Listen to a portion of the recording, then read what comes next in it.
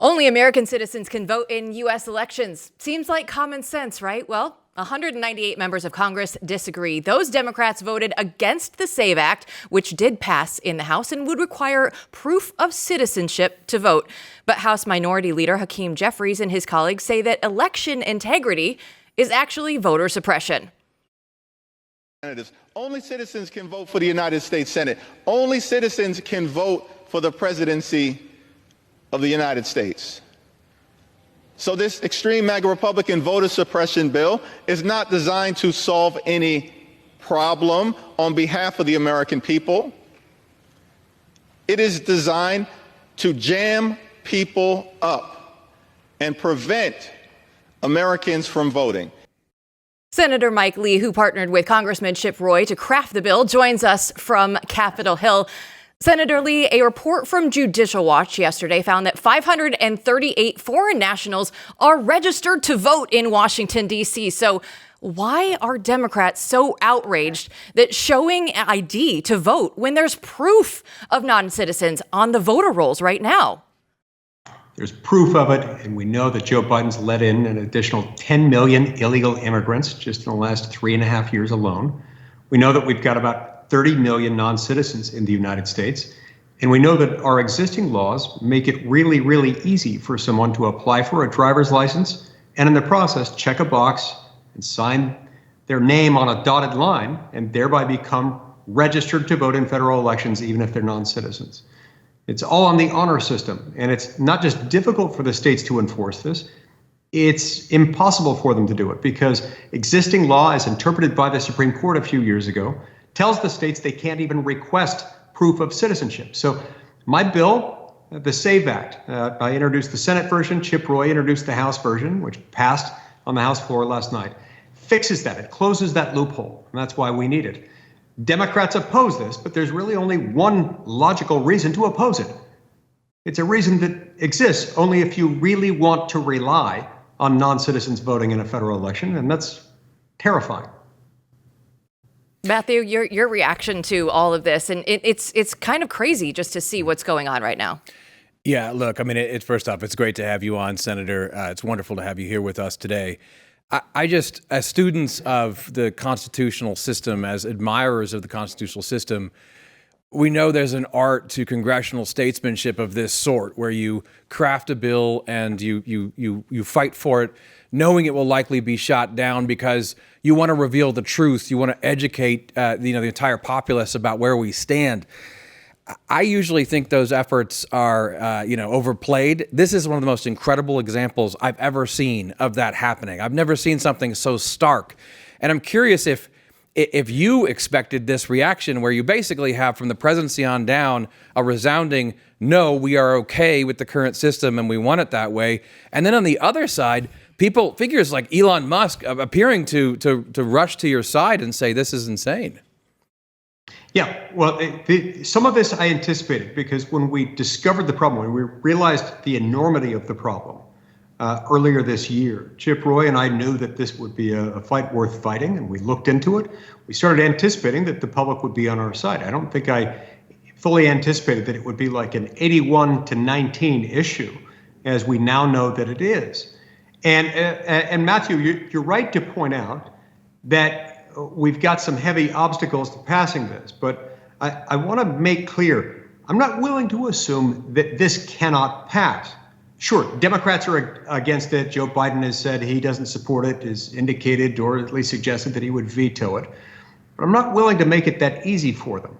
Because the truth is, Matthew, if they are required to actually go the distance on this and really oppose it and vote it down, object to our unanimous consent requests to either pass it outright or tee it up for a fast-track vote in the Senate, that's going to come at a price because voters are going to see that.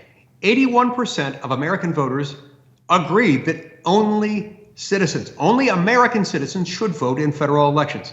This is a huge bipartisan supermajority. It's hard to find that much consensus on anything these days, but it exists here.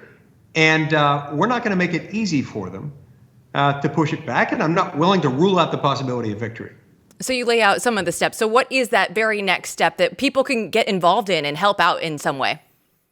Okay, so what happened yesterday was they passed it on the House floor. Today, the first available opening, I went down to the floor and I called it up and I asked that it be teed up and that it would be passed by unanimous consent.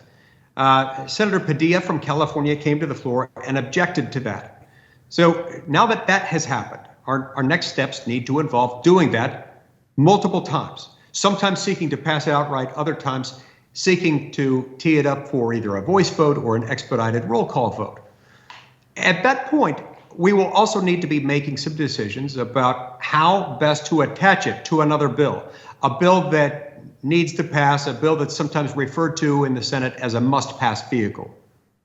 The most likely candidate for this would probably be the spending bill that will need to be passed sometime between now and midnight on September 30th in order to keep the government funded. I would love to see the Speaker of the House and the minority leader in the Senate get behind an effort that would say, we need this attached. We need this attached to the spending bill or to the Defense Authorization Act, or perhaps there's some other must-pass vehicle they can think of. But we need to attach it to something because this is too important for us to just ignore it, for us to just say, oh, okay, they said no. Biden wants to veto it. The Democrats don't want to pass it because apparently they want to rely on Democratic votes being cast by non-citizens against the law. So help us spread that message that Republicans should not leave. They should not go home. Every fall in an even-numbered election year, Congress tends to recess for most or all of the month of October so that everybody can go back and finish campaigning. We should not leave at the end of September until we have moved this forward in some material way and attached it to a must-pass spending bill. Senator, I want to shift topics real quick. We published an essay, but a related one, related to the rule of law as this bill is. We published an essay by you today at Blaze.com, and I understand it's from a book written by you and I believe 8 of your colleagues in the Senate titled American Injustice and Donald Trump. And you say in this essay that what progressives mean by law is their own power. And I like the way you put this, so that when they say the rule of law requires that they prosecute Trump and no one is above the law, what they really mean is Trump is not above their own power. Now, if that's true, if the law increasingly represents their own power, I think a lot of people on the right are asking, how do conservatives fight back?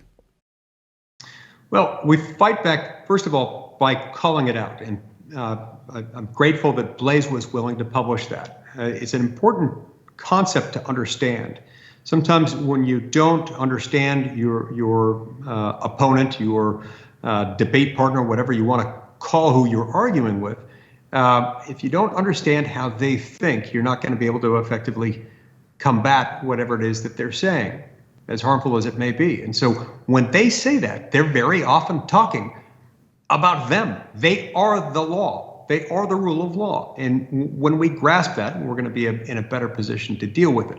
It's a little bit like how progressive Democrats also butcher and torture other language. Now, I don't think that the word democracy is the best term to describe our form of government. It's better described as a constitutional republic. But Democrats love throwing around the term our democracy. And yet when they use the term democracy, they're more often than not lately talking about something that is the exact opposite of democracy. So the Supreme Court overturns Roe versus Wade in the Dobbs decision. Threat to democracy. Remember, we actually got lectured by Prince Harry of all people. Love being lectured by an actual prince, lineal descendant of King George III on democracy. The Supreme Court in the Loper Bright case undoes Chevron deference. Threat to democracy. These are just 2 of many examples I could point to of developments that Democrats have identified as threats to democracy when really they enhance the democratic input from the citizenry. In both instances, you had a sort of judicial oligarchy taking over certain functions that are supposed to be handled by the political branches of either the states or of the federal government. Senator Lee, you're still there in Washington, D.C., so I have to ask you, not naming any names by any means, but what are your Democrat colleagues saying right now about Joe Biden? Oh, yeah, it's fascinating. They are referring behind closed doors to this situation and to conversations that they've apparently had to have as a conference within the last hour or two as the weekend at Bernie's chat.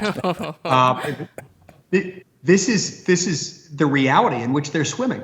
I don't envy them. And yet we do have to remember that I don't want to say all of them, but a whole lot of them and a whole lot of people in the media should not pretend to be surprised here, because I think most of us, even those of us who are not Democrats, have seen this for a long time. We've seen the president of the United States shaking hands with people who were not there, or at least we can't see them.